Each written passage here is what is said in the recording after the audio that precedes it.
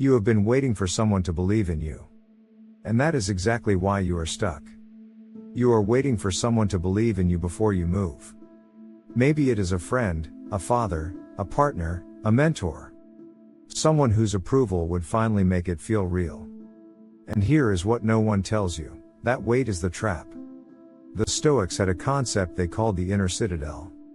The idea that inside every man there is a fortress that cannot be touched by circumstance, opinion, or loss.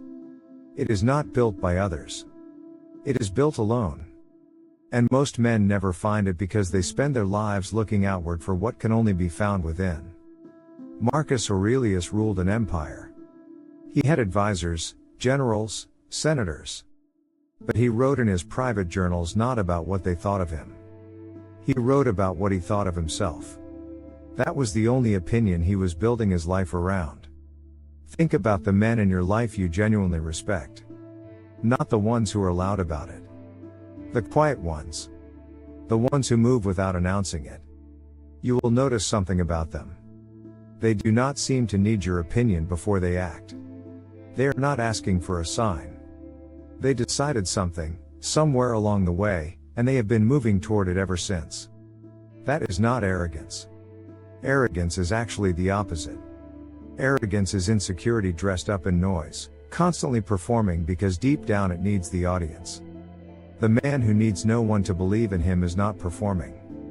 He is just working. Epictetus was a slave. He had nothing. No status, no property, no freedom of movement. And yet the Stoics look at his life as one of the clearest examples of inner authority that history ever produced. Not because he had power over others. Because he refused to give others power over him. Here is where most men go wrong. They confuse needing support with needing validation. Support is logistical. Someone helping you move, someone funding your idea, someone giving you skills or knowledge. That is useful. Take it when it is offered. Validation is something else. It is asking another person to confirm that you are allowed to want what you want. And that request will always cost you something. The moment you make your direction conditional on someone else's belief in it, you have handed them the steering wheel. Now every time they doubt, you slow down. Every time they pull back, you question yourself. You are not driving anymore. You are a passenger in your own life, waiting for the driver to feel good about where you are going. And most people will not believe in you. Not because you are wrong. Because it is easier not to. Belief in another person's path requires them to sit with the discomfort of their own unlived choices. Most people do not want to do that. So they doubt you instead. It is quieter. The Stoics would say, do not be angry at them for it. Understand it. And then move anyway. This does not mean isolation. It does not mean rejecting feedback or becoming impossible to reach. The Stoic model is not a closed wall. It is a filter. You listen. You consider. And then you decide based on what aligns with your values and your reason, not based on who is in the room and how they reacted. There is a difference between a man who updates his direction because he received new information and a man who changes course because someone looked at him the wrong way. One is wisdom. One is weakness dressed as flexibility. You will not always be right. That is fine. The Stoics were not chasing perfection. They were chasing clarity of intent. You act on your best judgment. You observe what happens.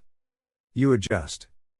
But the adjustments come from reality, not from social temperature. Here is the hardest part. The people who love you most may be the ones whose belief you want most.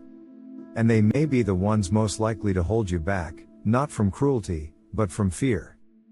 Fear that you will fail, fear that you will change, fear that the version of you they know will disappear.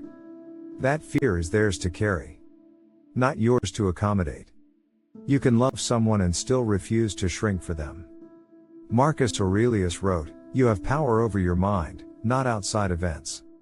Realize this, and you will find strength. He was not talking about blind confidence. He was talking about the orientation of your energy. Stop pointing it outward. Stop measuring your trajectory against other people's reactions. Point it inward. Build something there that does not need an audience to survive. The man who needs no one to believe in him is not cold. He is not unreachable. He is simply grounded somewhere most men never find. And once you find it, other people's doubt stops feeling like danger. It starts feeling like weather. It comes. It goes. You keep walking. That is the inner citadel. Not a place of arrogance. A place of stillness. Built alone. Held alone. And worth more than any applause you have ever chased.